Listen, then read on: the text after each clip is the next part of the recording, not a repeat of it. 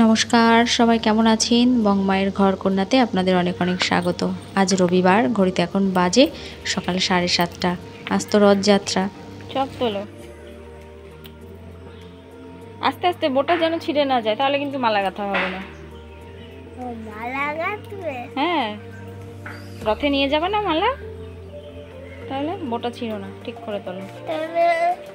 তাহলে এগুলো একটু মালা গাঁথবে না, তুমি এগুলোই তোলো। সব গাছে আছে, এখন অনেক আছে, সব তোলো। ফুল তোলা হয়ে গেছে, এবার ঝটপট মালাগুলো গেঁথে নিই, তারপর রান্নায় ঢুকবো। রান্না ঢুকে গেলে ডিম মাছ ছোঁয়া নাড়া হবে, তো ওই সময় আর মালাটা গাঁথতে ইচ্ছে করবে না। তাই ভাবলাম সকালবেলায় স্নান সেরে মালাটা গেঁথে রেখে তারপর রান্নায় ঢুকি। অবশ্য ভালো দিনেই পড়েছে, রথটা রবিবার। গুড্ডির বাপি গেছে হাটে, আর গুড্ডিরও তো স্কুল ছুটি, না হলে তো সকালবেলায় যা তাড়াহুড়ো বাঁধে, ঘুচে যেত আমার মালা গাঁথাটা। একটা পদ্ম ফুটেছে আজকে গাছে, কি সুন্দর দেখুন। রোজই ফোটে, কিন্তু সেগুলো আবার ঝরে ঝরে পড়ে, কিছুই করা হয় না। তাই ভাবলাম আজকের এই পদ্মটা জগন্নাথের গলায় ঝুলুক, বেশ ভালো লাগবে দেখতে। 3টে মালা গাঁথা হয়ে গেছে। যখন সন্ধ্যাবেলায় রথে যাব তখন নিয়ে যাব। আমি না বিয়ের আগে থেকেই রথে যখন যাই এরকম নিজের হাতে মালা গেঁথে পান চিনি কলা নিয়ে তারপর যেতাম। আজকে একদমই বেশি কিছু রান্না করব না। সকালের জন্য একটু আলু পেঁয়াজের তরকারি করব, একটু ঝোল ঝোল করব, তাহলে তাই দিয়ে ভাত মেখে খাওয়া যাবে। আর দুপুরের জন্য করব ডিমের ঝোল। আজকে এক জায়গায় যাওয়া আছে জানেন।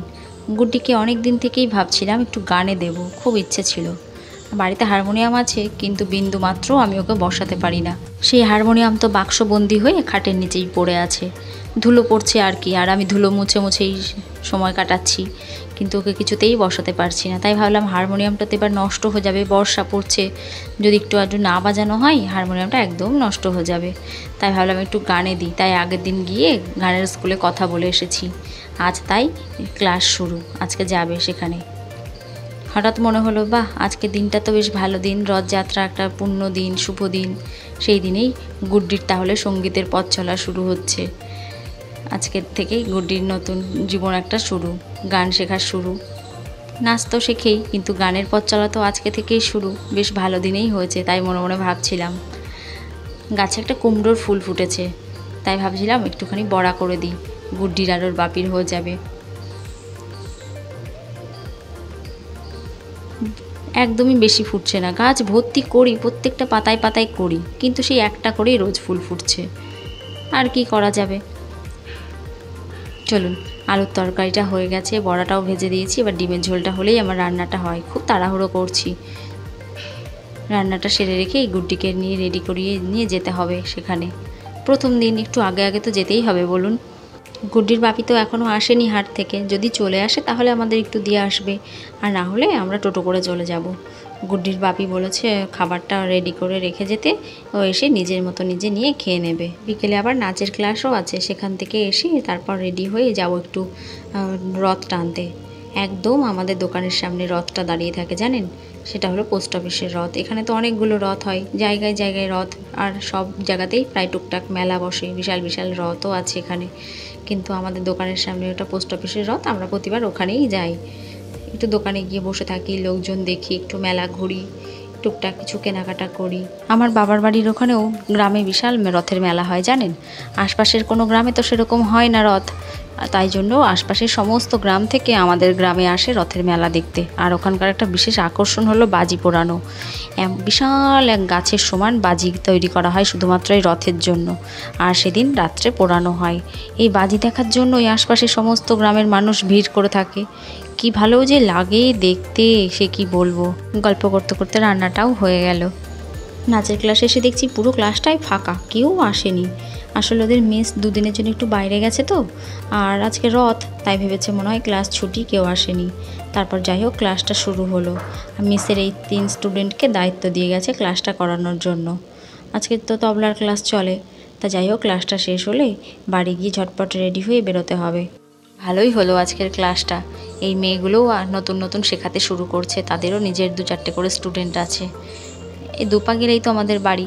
এবার বাড়ি গিয়ে গুড্ডিকে একটু কিছু খাওয়াবো, আর আমি রেডি হব, তারপরে আবার বেরিয়ে পড়ব। চলুন গুড্ডিকে আজকে সেই দীঘার জামাটা পরিয়ে দিয়েছি, আই লাভ দীঘা লেখা গেঞ্জিটা। আমিও ঝটপট রেডি হয়ে নিয়েছি। এবার যাব দোকানে। আমাদের কোথাও যাওয়ার কথা শুনলে তো তর্স হয় না, ওকেই আগে রেডি করাতে হবে। তাই বললাম বাবা তুই আগে রেডি হয়ে বস, আমি ধীরে সুস্থে হই। তো আমরা এখন যাচ্ছি একটু রথের মেলায়, গুড্ডিকে নিয়ে একটু রথটা টানিয়ে নিয়ে আসি, একটু মেলাটাও ঘুরে আসবো। তো চলুন, সন্ধ্যা হয়ে গেছে এখন, গুড্ডি নাচের ক্লাস থেকে ফিরলো, এবার একটু মেলা থেকে ঘুরে আসি। তো চলুন, চলে এসেছি আমাদের দোকানে। দোকানটাকেও যেন বাড়িই মনে করে, এসেই যত উৎপাত শুরু। এই দেখুন একদম দোকানের সামনেই রথটা দাঁড়িয়ে থাকে। ওই যে ঘড়িতে এখন বাজে সন্ধ্যা 7:30, 7:30টার সময় আমরা এসেছি। ভালো ভিড় দেখুন, একদম গম গম করছে রাস্তাটা। গুডির বাপি বলছে আমিও রথ টানিনি, চলো তোমাদের সাথে গিয়ে টেনে আসি।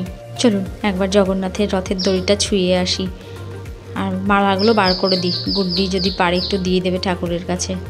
ওর বাপি বলছে আমিই দেবো, দাও। যা ঠেলাঠেলি হচ্ছে, মালাগুলো জগন্নাথের গলা পর্যন্ত পৌঁছবে না মনে হচ্ছে।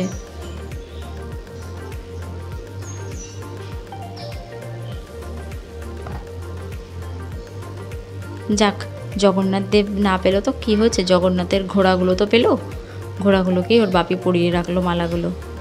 চলুন, একটা প্লাস্টিকের দোকানে এসেছি, একটা র্যাক নেওয়ার দরকার আছে। কবে থেকে ইচ্ছা, তার বেরোনো হয় না, তাই ভাবলাম আজ যখন বেরিয়েছি নিয়েই ফিরবো।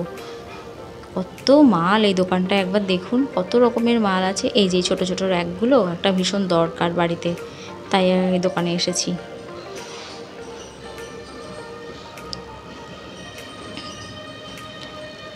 বাচ্চা বাচ্চা ছেলেরা আবার তাদের নিজেদের রথ নিয়ে এসে এরকম সাজিয়ে গুছিয়ে এখানে দাঁড়িয়ে থাকে জানেন। এইসব রথও আবার অনেকে টানে। কি সুন্দর মাটির পুতুলগুলো দেখুন একবার, চোখ জুড়িয়ে যাচ্ছে যেন। গোপাল ভাঁড় থেকে কি নেই, গোপাল ভাঁড়, সব রকম মনীষী, ঠাকুর দেবতা, কি সুন্দর লাগছে দেখতে, মনে হচ্ছে যেন কোনটা ছেড়ে কোনটা নিই। অপূর্ব লাগছে মাটির মূর্তিগুলো।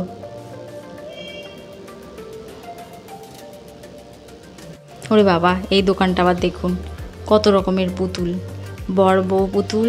ছোটোবেলায় একবার বড় বউ পুতুল কিনেছিলাম জানেন, কৃষ্ণনগরে তো আমার দাদু বাড়ি, মামা বাড়ি, তা সেখানে বেড়াতে এসেই মেলায় গিয়ে একটা বড় বউ পুতুল কিনেছিলাম এই রথের মেলাতেই, সেটা আমার বেশ মনে আছে।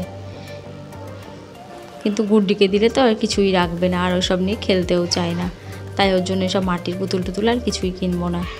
কি সুন্দর পুতুলগুলো, সত্যি এইসব মেলা পুজো পার্বণ আছে বলেই কত মানুষের পেট চলে। তারা শুধুমাত্র এই মেলার ওপরেই নির্ভর করে তাদের রুজি রোজগার। গুড্ডির বায়না কিছু একটা কিনে দাও, আমি দোকানে বসে খাবো, আমি মেলায় ঘুরবো না। তার বাপি বললো তাহলে চল একটা আইসক্রিম কিনে দিই। তা বললাম ভালো, ওই ভালো, ঠান্ডা লেগেছে, আরও ঠান্ডাটা লাগাও মেয়ের আর কি। একটা আইসক্রিম কিনে দিয়ে দোকানে বসেই রাখবে, তারপর আমি আর ওর বাপি একটু মেলাটা ঘুরবো। দেখুন ওর জন্য ভাবছি একটা কল নিই, কি সুন্দর কলগুলো এখানটায়। এই দেখুন আবার একটা বালতিও দেখছি ছোট্ট ছোট্ট, কোনটা যে নিই, বালতি নিলে মনে হয় খেলবে না, কলটাই নিই।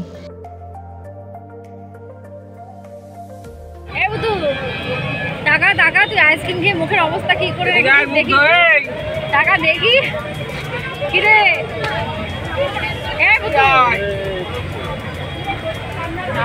মুখের অবস্থা দেখো দেখি। কলটা দেখে গুড্ডির পছন্দ হয়নি, বলছে কি নিয়ে এসেছো, এসব বাচ্চাদের খেলনা। ঘড়িতে এখন বাজে রাত 9:30। দেখুন রাস্তায় লোকজন কত ফাঁকা হয়ে গেছে, রথও নাকি এক্ষুনি নিয়ে যাবে এখান থেকে। আমাদেরও দোকান বন্ধর কাজ চলছে। চলুন, দোকান বন্ধ হয়ে গেছে। গুড্ডির বাপি বললো দাঁড়াও একটু রথটা এবার টানতে পারবা ভালো করে, টেনে নিয়ে যাচ্ছে। সত্যি তাই, খুব সুন্দর করে এখন রথটা টানতে পারলাম জানেন, দড়ি ধরে। ওই যে ওর বাপিও এখন ঘুরিয়ে দিচ্ছে রথটাকে ওইদিকে। চলুন ভিডিওটা তাহলে এখানে শেষ করি। সবাই ভালো থাকবেন, সাবধানে থাকবেন। ভিডিওটি যদি কোথাও ভালো লেগে থাকে একটা লাইক করবেন, কেমন লাগলো আমাকে কমেন্টে জানাবেন। নমস্কার।